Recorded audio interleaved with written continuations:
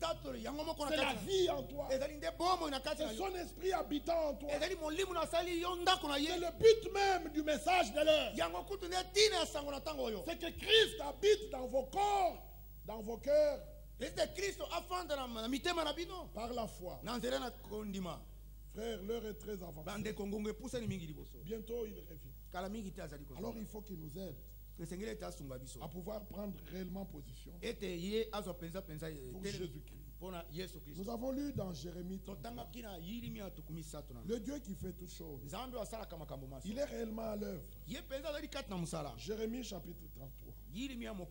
Il a conçu son plan. Le Dieu d'Israël a parlé à Abraham et il a fait des promesses à Abraham. Quand Abraham a entendu la promesse, c'est alors qu'Abraham crut. Sans la promesse, tu ne crois pas encore. C'est pourquoi nous croyons que ces églises, ils ont leur foi. Chaque religion a sa foi. Ils sont libres d'avoir leur foi. Et chaque église, même chrétienne, a sa sémence et sa foi. Mais l'église du Dieu vivant a pour sémence la parole de Dieu. Et ce n'est pas seulement son plan. Le plan est dans la parole de Dieu. Mais c'est aussi la volonté de Dieu. C'est pour cela que nous insistons. Il ne s'agit pas seulement de dire Amen au plan, mais que tu deviennes une partie du plan. Que tu sois engendré selon sa volonté. C'est lui qui a la révélation du plan. Il a la révélation du mystère prédestiné de la volonté de Dieu. Et Paul écrit aux Éphésiens, il nous a révélé le mystère de sa volonté. Ainsi, bien aimés frères, chaque église fait sa volonté. Chacune a sa théologie. Et les églises de réveil aujourd'hui, c'est séminaire sur séminaire. Pensez ici, vous trouvez quel séminaire? Là-bas, séminaire. Alors, les catholiques ont eu le séminaire. Mais il faut qu'on ferme toutes ces choses. S'ils sont conscients du danger qui les guette, ils auraient dû fermer tout ça. Alors ils pourront voir que Dieu est réellement à l'œuvre. Pourquoi nous disons cela? Tant qu'ils ont ces séminaires, ces écoles bibliques, ces écoles de théologie, mais ils sont aveuglés. Ils ne pourront pas voir. Mais grâce soit rendue à Dieu pour nous. Parce qu'au milieu de cette obscurité, la lumière a apparu. Tous ne l'ont pas vu. Toi et moi, nous avons vu. Et il nous a dit, suivez-moi. Nous ne suivons pas Branham. Nous ne suivons pas Franck. Nous suivons Jésus-Christ. Il a dit dans Jean 8, je suis la lumière du monde. Celui qui me suit ne marchera pas dans les ténèbres, mais il aura la lumière de la vie. C'est une vie. Dans la parole était la vie. Et cette vie était la lumière. Et ces paroles sont esprit et vie. Et surtout la parole de la promesse. Alors quand tu reçois la parole de la promesse, frère, c'est merveilleux, on pourrait parler de beaucoup de choses. Mais regardez ce que nous avons lu au verset 3. Évoque-moi, je te répondrai. Je t'annoncerai des grandes choses, des choses cachées que tu ne connais pas. Amen. Dieu a caché les choses. Et nous remercions. Nous le louons pour ça. Nous le louons avec Jésus. Nous disons, nous te louons, Père. Seigneur du ciel et de la terre. De ce que tu as caché ces choses. Pas à nous, mais aux sages et aux intelligents. Mais tu les as révélés aux petits. Nous sommes les enfants préconnus de Dieu. Malachie 4:5. Je vous enverrai, lit les prophètes. Au verset 6. Il ramènera les cœurs. Il ramènera les cœurs des enfants. Nous sommes dans la dernière portion. Il ramènera les cœurs des enfants à leur père. Ces enfants-là, c'est vous et moi. Si tu ne peux pas comprendre que tu es cet enfant-là concerné, ainsi, la Bible dit clairement au verset 6, voici, je lui donnerai la guérison et la santé, et je le guérirai. Et je leur ouvrirai une source abondante de paix et de fidélité. Fidélité par rapport aux plans et aux promesses. La paix, parce que étant justifié par la foi, nous avons la paix avec Dieu par Jésus-Christ. Il est le rocher qui a été frappé. Il est la source. Si tu connaissais le don de Dieu, et qui est celui qui te parle, c'est toi qui lui demanderais de l'eau. Et l'eau qu'il te donnerait deviendrait en toi une source qui jaillirait jusque dans la vie éternelle. Alléluia. Amen. Le rocher a été frappé. Et ce matin nous vous disons, l'eau est encore présente à ces rochers. Pour les voyageurs fatigués, il dit venez à moi. Il est le même. Venez sans argent, sans rien payer. Venez aux eaux. Que celui qui a soif vienne. Celui qui a faim vienne. Il y a à manger, il y a à boire. La santé, la force. La guérison. Frère, nous ne prêchons pas seulement le salut. Le salut de notre âme. À la prédication du salut accordé par Jésus-Christ, est liée la proclamation de la guérison acquise par les meurtrissures de Christ.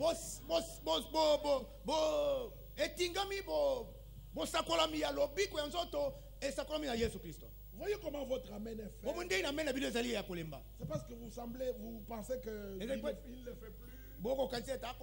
Ah, on est allé à l'hôpital. L'hôpital n'a jamais guéri personne.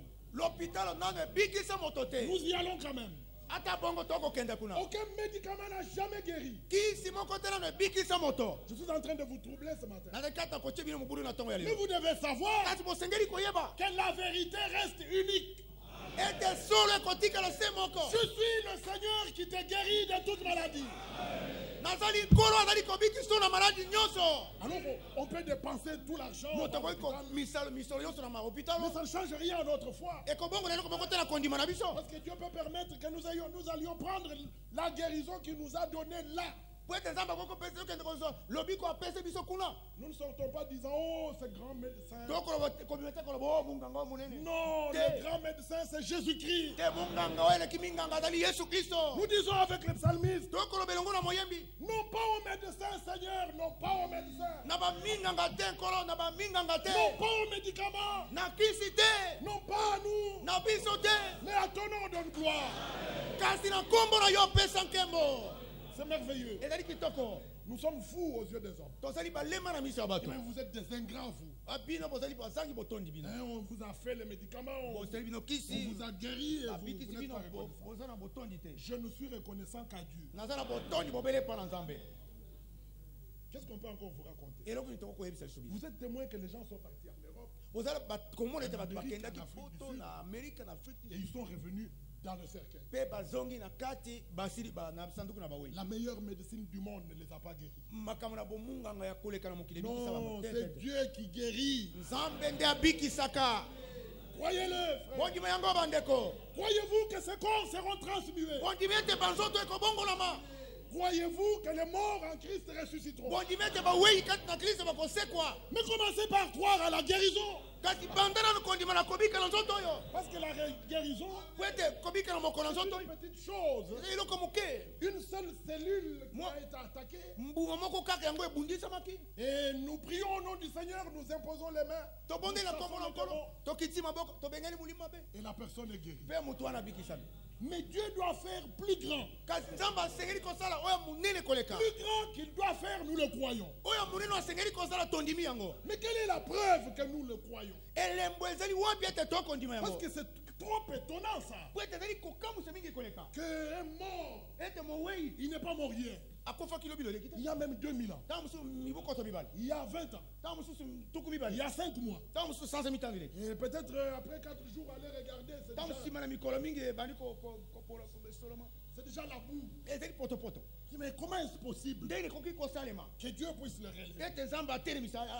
Cependant, nous croyons ça. Mais pourquoi ne sommes-nous pas capables de croire que cet homme qui marche, mais qui est malade, une petite cellule attaquée, pourquoi ne pouvons-nous pas croire que Dieu est capable de le guérir? Croyons-le. Justifions notre Dieu. Parce qu'il est seul vrai. Tout homme est menteur. Le secours de l'homme n'est que vanité. Avec Dieu, nous ferons des exploits. Alors écoutez ce qu'il dit. J'ouvrirai pour toi. Ce matin, je ne vous dis pas j'ouvrirai. Il nous dit à Golgotha, le rocher a été frappé. La source a été ouverte. Alors viens et bois. La table est servie. Prends et mange. Il dit écoutez-moi et votre âme vivra. Frère, nous remercions Dieu de ce qu'il nous a donné des cœurs pour croire. Alors nous disons avec Jésus, nous te louons Seigneur, c'est que tu as caché ces choses aux sages, mais tu les as révélées aux enfants. Alors nous vivons un instant où nous voyons Dieu faire quelque chose de particulier. Selon son glorieux plan, il a choisi Israël. Et d'entre les nations, il t'a élu, il m'a élu. Alors pendant qu'il ramène Israël dans sa patrie, il appelle aussi à sortir des individus, hommes et femmes, de toutes les églises, de toutes nations, de tout peuple, de toute langue, de toute tribu, pour former l'épouse de Jésus. Ainsi, la promesse disait, cette bonne nouvelle du royaume sera prêchée à toutes les nations pour servir de témoignage. Alors viendra la fin. Beaucoup doivent écouter et encore écouter. Tous doivent être en connaissance du fait que Dieu a envoyé un prophète avec un message. Ne soyez pas troublés par le mot message. La bonne nouvelle, c'est le message de salut venant de Dieu. Le message, c'est la parole. Et la parole, c'est ça le message de l'heure. William Branham est venu pour nous ramener à ce fondement original, afin que nous croyions comme disent les Écritures. Nous nous fassions baptiser comme disent les Écritures. Toutes nos pratiques comme disent les Écritures. La Sainte Seine, la vache de Dieu. Quoi encore? Baptême, toutes choses comme disent les Écritures. C'est le temps pour chacun de comparer sa foi, ses pratiques, baptême, toutes choses avec les actes des apôtres et l'ensemble de toute la Bible. Parce que nous avons été ramenés sur le fondement des apôtres et des prophètes. Jésus-Christ lui-même étant la pierre de l'angle. Ephésiens 2:20. 1 Corinthiens 3:10. Paul dit j'ai posé un fondement comme un sage architecte. Mais maintenant le problème, c'est que c'est lui qui bâtit dessus. Prenne garde à la manière dont il bâtit. Qu'ils ne prennent pas les chaumes. Qu'ils ne prennent pas du bois. Sinon, le jour du jugement, le feu va manifester. Si son œuvre peut subsister devant le Seigneur. Mais quand on bâtit avec l'or, l'argent, c'est-à-dire la parole, le feu ne peut nullement altérer l'or, l'argent. Mais le bois, le chaume seront brûlés. Cette personne a bâti en vain. Et il va perdre la récompense. Frère, si vous dites que vous vivez aujourd'hui pour l'enlèvement, revenez totalement à la Bible. Et regardez à Jésus-Christ. Parce que c'est lui qui parle. C'est pas William Branham qui nous a révélé la parole. C'est Jésus-Christ qui a révélé sa parole. Et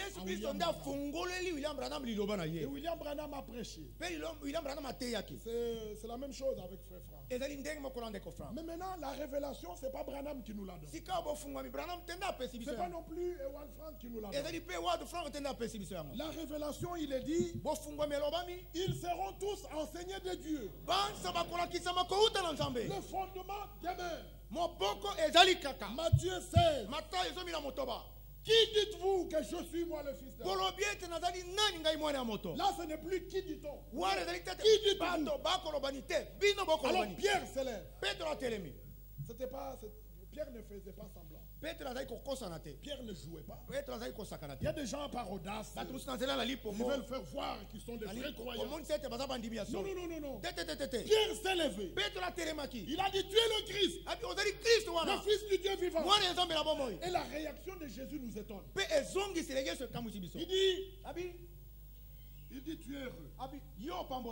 Peut-être quelqu'un... Vous savez, les hommes sont toujours comme ça. Pierre, au lieu de te taire.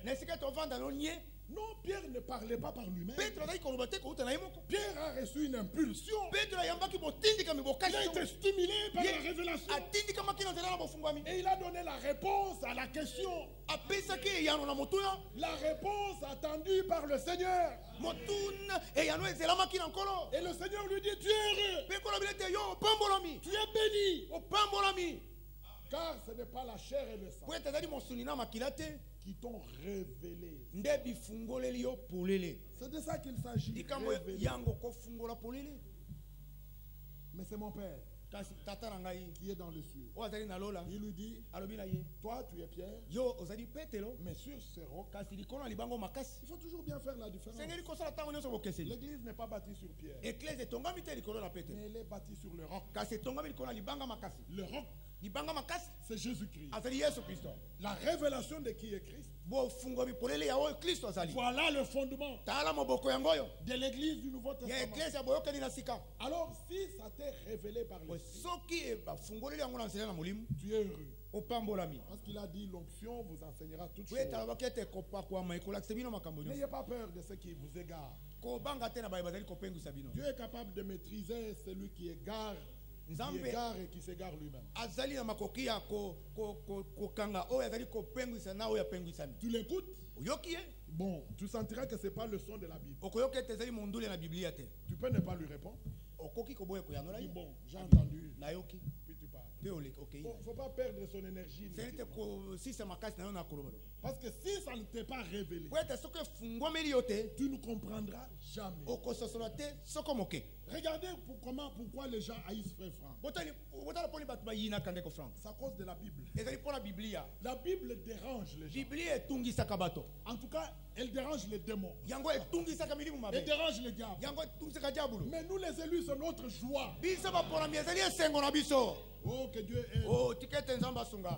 Que Dieu nous aide dans sa grâce. Ainsi, comme sur le chemin d'Emmaüs, Jésus les ressuscités prêchait. Écriture sur écriture. S'il vous plaît, frère, il n'avait pas le Nouveau Testament. Quand Jésus parlait aux deux disciples sur le chemin de Emmaüs, Matthieu jusqu'à Apocalypse n'était pas là. Il n'y avait que Genèse jusqu'à Malachie. Alors, il leur parle de lui-même en prenant Moïse, en prenant tous les prophètes, et il leur dit: homme dont le cœur est lent à croire, tout ce qu'ont dit les prophètes et qui devait s'accomplir. Et lui-même, comme il leur avait ouvert l'entendement pour la compréhension, c'est-à-dire la révélation leur était donnée, le feu s'est allumé dans leur cœur. Ton cœur ne peut pas rester froid si le Seigneur t'a ouvert l'esprit pour la compréhension des Écritures. Tu dois réagir. Et le Seigneur voulait s'en assurer. Ils arrivent à destination. Les hommes veulent entrer parce qu'ils sont arrivés. Et le Seigneur, lui, essaye de marcher, continuer. Mais parce qu'il savait qu'un feu est allumé, ils ne vont pas me laisser partir. Et la réponse est venue: Seigneur, reste avec nous. Que dis-tu ce soir, ce matin? Qu'est-ce que tu peux dire? Si ton cœur a été enflammé par le feu de la révélation de la parole, que vas-tu dire? Que je reste à la 18e minute? Non, je veux que lui reste avec moi. Qu'il soit avec moi. Et partout où je vais, qu'il soit avec moi. Frère, que Dieu nous aide dans sa grâce. Il veut trouver son chemin avec chacun de nous. Il veut nous conduire. Ainsi, il faut que son plan s'accomplisse. Ses desseins bienveillants. Et il a aimé Israël à cause du fait qu'Israël n'a pas reconnu le temps de sa visitation. Israël s'est retrouvé dispersé. Mais les promesses étaient déjà faites. Quand Dieu t'a choisi, écoutez bien ça. Et croyez-le, s'il vous plaît. Je vous en supplie. Si tu sais que Dieu t'a élu, c'est-à-dire il a jeté son dévolu sur toi, comme un homme aime une femme, il aime véritablement. Il dit toi, rien que toi. Et si cette femme est certaine de ça, si tu es sûr que Dieu t'a élu, sache qu'il ne t'abandonnera nullement en chemin. Il est fidèle à la parole de la promesse. Il est fidèle à son alliance. Frère, est-ce qu'on peut comparer l'amour de Dieu avec l'amour d'un homme pour une femme? Combien d'hommes divorcent aujourd'hui pour rien? Pour rien, la frère. Trop, c'est trop. Je ne supporte plus. Frère, s'il te plaît. Il dit non, frère. Je veux vivre seul. Menteur, tu vis déjà avec une femme. Regardez, les hypocrites. Excusez-moi, je ne vise personne ici. Mais en général, c'est ça. On tient coûte que coûte. Mais quand Dieu te choisit, c'est terminé. J'étais fiancé par la grâce, par la fidélité, par la justice. Il ne s'en repentira pas. Lui, l'auteur de tout don parfait, le Père de lumière, chez qui il n'y a ni changement, ni aucune variation. Il ne se répand ni de ses dons. N'êtes-vous pas heureux d'entendre ça? Ni de ses appels. Il m'aime. C'est une affaire entre lui et moi. Dans une alliance personnelle. Oui, le Dieu personnel révélé en Jésus-Christ. Il est devenu mon Dieu personnellement. Je sais en qui j'ai cru. Ça, c'est pas la religion. Alors on entre dans savez, il y a des gens qui entrent. Il y a des frères qui entrent ici. Comme s'ils entraient dans un temple catholique. Alors, quand il entre, on dirait que. Mais c'est pas vrai. Le vrai temple, c'est toi. Le Seigneur a dit, ma maison sera appelée une maison de prière. Mais vous, vous en avez fait une caverne de voleurs. On fait du trafic. Les gens méprisent Christ. Et on ne veut pas se donner. Parce que Paul dit, ne savez-vous pas que votre corps est le temple du Saint-Esprit et que vous appartenez à Dieu. Alors glorifions donc Dieu dans notre corps et notre esprit qui ont été rachetés à un grand prix. C'est pour cela qu'il est question que le Saint-Esprit habite. La prière de chacun ce matin doit être, Seigneur, ce que je veux, c'est que tu viennes toi-même habiter dans mon cœur. Je te le donne. Viens habiter en moi. Le secret de la victoire, c'est ça.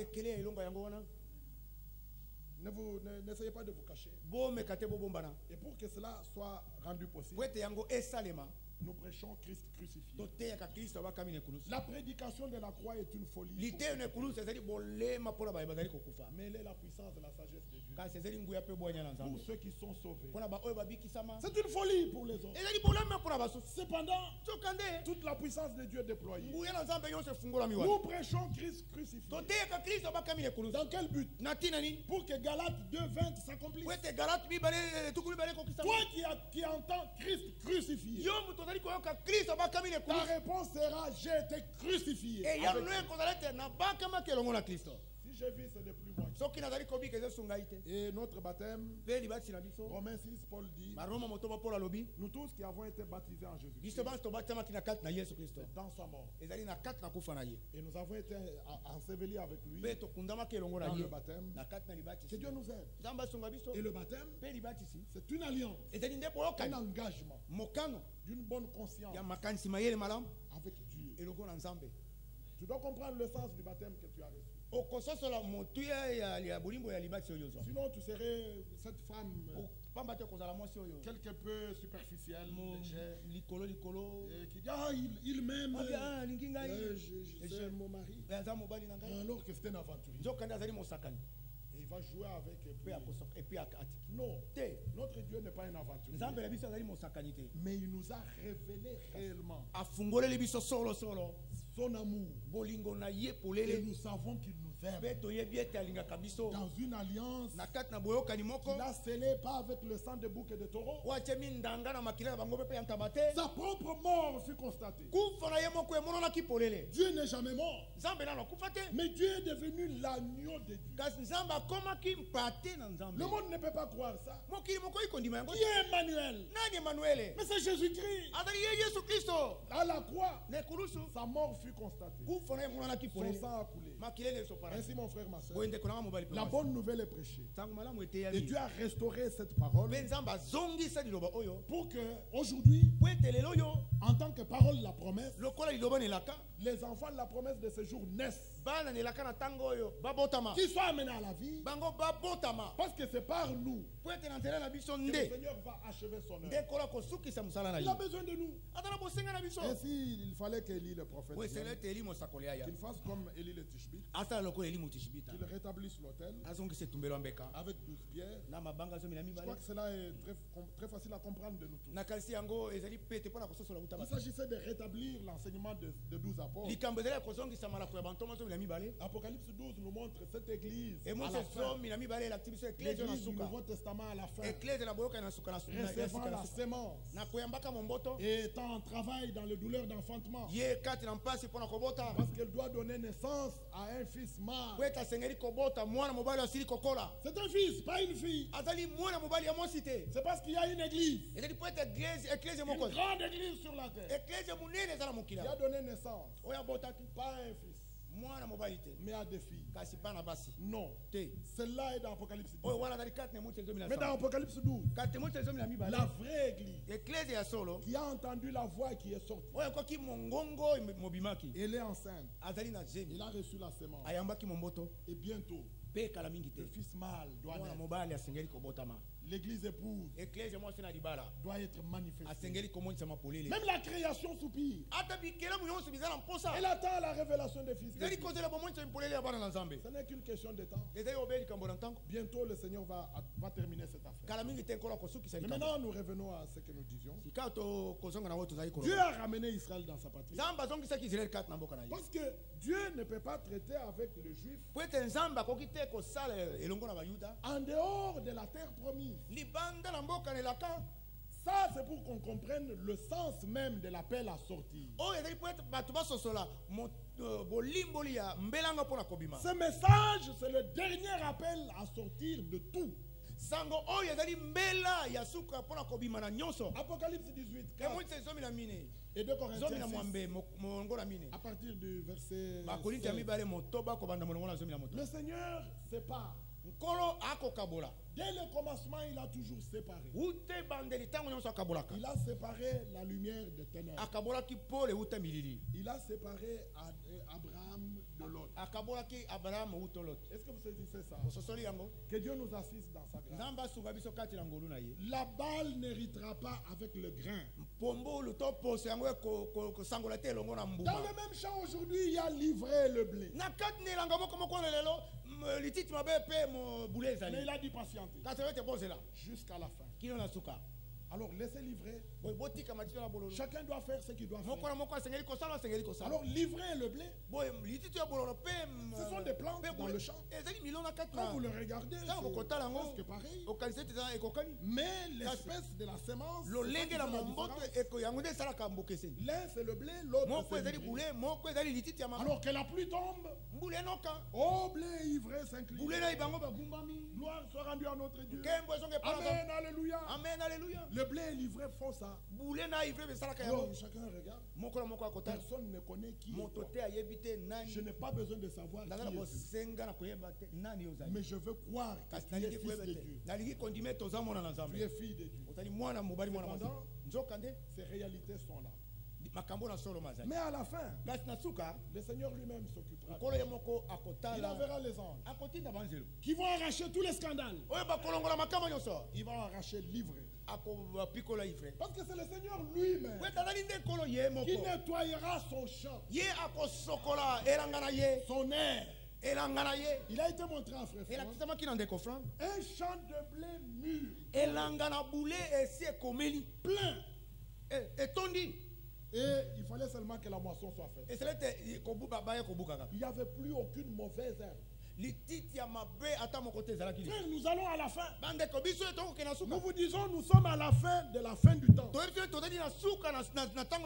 Bientôt, le Seigneur qui nettoie son air, il va engranger son blé. Mais les vrais consorts seront jetés dans. Nous disions, le Seigneur sépare toujours. Ainsi, si vous voulez bien comprendre l'appel à sortir et la nécessité de la préparation de l'église épouse, vous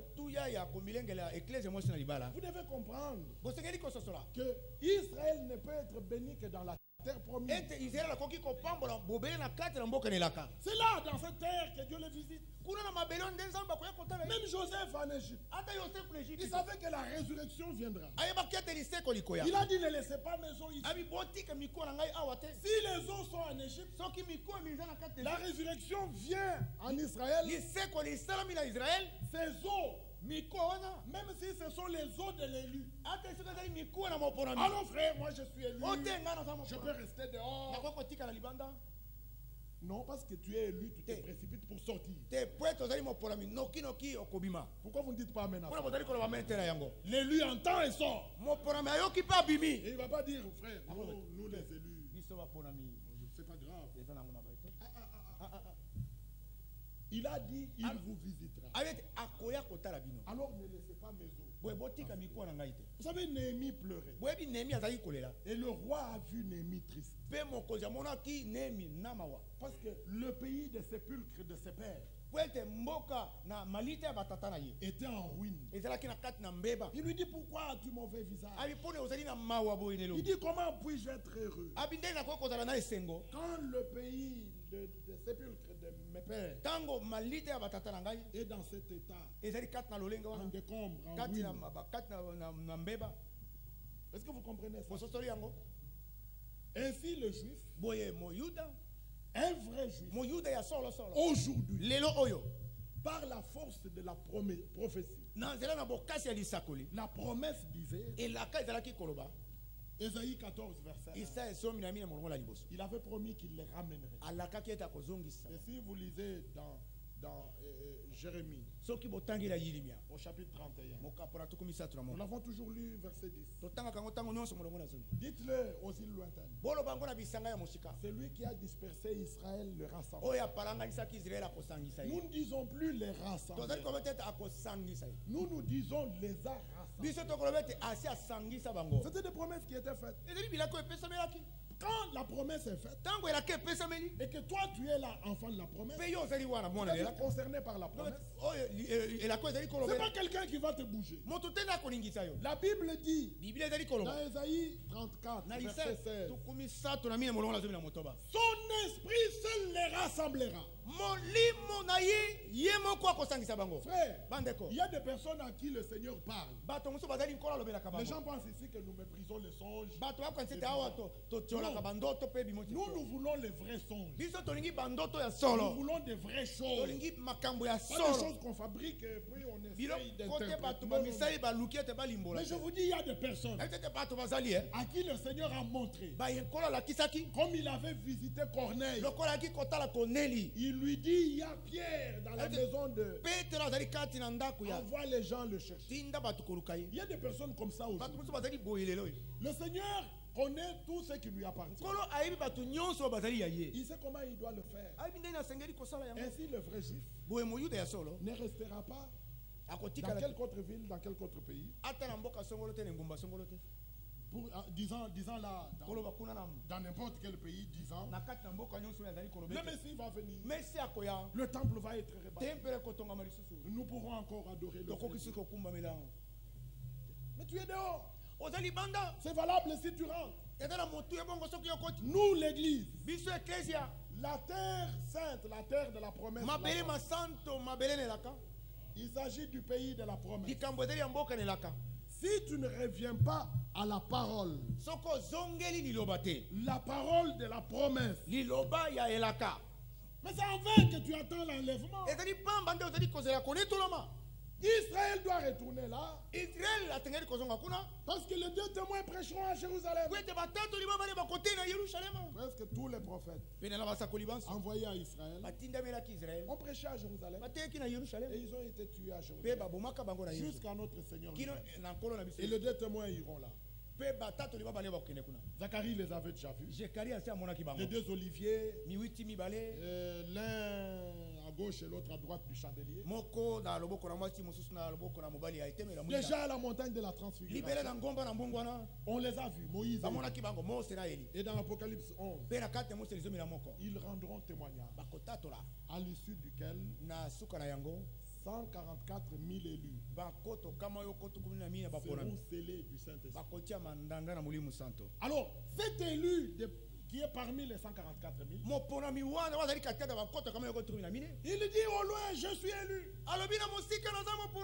Mais Moïse et Élie n'iront pas ailleurs. Vous voulez nous trouver où? Nous ne sommes pas dans les citations de Branham. Si vous voulez entendre la pure prédication, trouvez-nous ici. Si vous n'aimez pas la Bible, sur quoi allons-nous parler? Il y a des gens qui engagent des discussions sans chercher d'abord à reconnaître la base Si notre base est commune, alors là même le mot discussion, on va l'enlever. Je ne cherche pas raison. Jamais je ne te donnerai raison. Toi et moi, donnons raison à Dieu. Alors ensemble nous lirons ce que Dieu a dit. Ce que Dieu veut et comment il veut que ce soit fait. Pouvons-nous dire amen à ça? Que Dieu nous aide dans sa grâce. Beaucoup disent nous avons le Saint-Esprit. Il a le Saint-Esprit mais il rejette. Alors frère, nous ne rejetons pas la parole. Mais tu rejettes un seul verset. Mais tu as rejeté la parole. Ah non frère, moi je n'ai jamais rejeté un verset. Tu rejettes un seul mot de la Bible. Tu as rejeté la parole. L'élu se retrouve dans chaque mot, chaque verset de la Bible. Même s'il est incapable, il dit qu'il me soit fait selon ta parole. Alors les gens ne comprennent pas. Ils disent, oh frère, vous voulez nous forcer à le faire. On ne vous force pas. Nous avons reconnu qui nous sommes. Notre territoire, c'est ici. Notre parcelle derrière la clôture, c'est ça. Je ne suis pas à l'aise en dehors des Écritures. Frère, c'est compliqué. Alors les gens nous jugent. Ils sont méchants. Non, nous sommes stricts. Alors si tu viens à nous, sois sûr que ce que tu dis, que nous avons dit qui est faux, tu dois être sûr que tu as l'écriture. C'est ainsi qu'il parle au loin, mais il nous critique loin. Nous ne sommes pas orgueilleux. Mais ici, c'est une question de vie ou de mort. Pas d'amitié. Pas de club de copains. Où c'est la parole, où c'est... Alors ne me juge pas. Je n'ai pas besoin de te juger. Mais laisse-moi vivre la parole. Moi, je veux que Christ vive en moi. Que sa vie soit en moi. Qu'elle jaillisse. Alléluia. Amen. Qu'elle jaillisse. C'est-à-dire que ma coupe déborde. Pas seulement rempli, mais elle déborde. C'est ce que moi je veux. Mais toi tu veux te contenter de la demi-mesure. Alors ne juge pas celui qui veut la plénitude. Que ça déborde, que ça jaillisse. Je crois que chaque élu veut que ça déborde. Que cette vie jaillisse. Qu'une source soit en lui. Il ne veut pas qu'on le conduise au robinet. Il dit, moi, c'est le torrent. Conduisez-moi au torrent. Au torrent de ses délices. Nous buvons et nous lavons. Et Ephésiens 5, le Seigneur nous fait passer par le bain. Ce n'est pas une douche. C'est le bain. Excusez-moi, les catholiques aspergent. Mais nous sommes plongés. Plongés dans l'eau. Plongés dans la parole. Baptisés dans le Saint-Esprit. Alors, si vous me plongez dans l'eau, si je suis un vase, ah mais je sors rempli. Est-ce qu'on va discuter pour ça? Quelqu'un dit je suis baptisé. Et quand il parle, il est vide.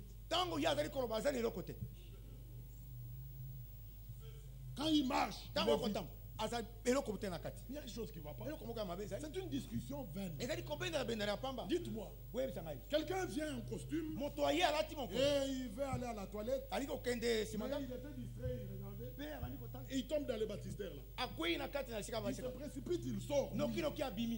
Et puis il se tient là, il commence à vous demander. Frère, dites-moi, est-ce que je suis mouillé? Même les enfants vont le trouver. On va dire, mais il est devenu fou. Comment il sent pas que... C'est ainsi qu'on engage des discussions. Il y en a qui voudraient que nous leur disions. Frère, vous êtes baptisés du Saint-Esprit. Alors quand on déclare ça, amen. Mais si on ne l'a pas déclaré. Mais c'est une expérience personnelle. Que le prédicateur le dise. Ou qu'il ne le dise pas. Je sais. En qui j'ai cru. Il vit à moi. Je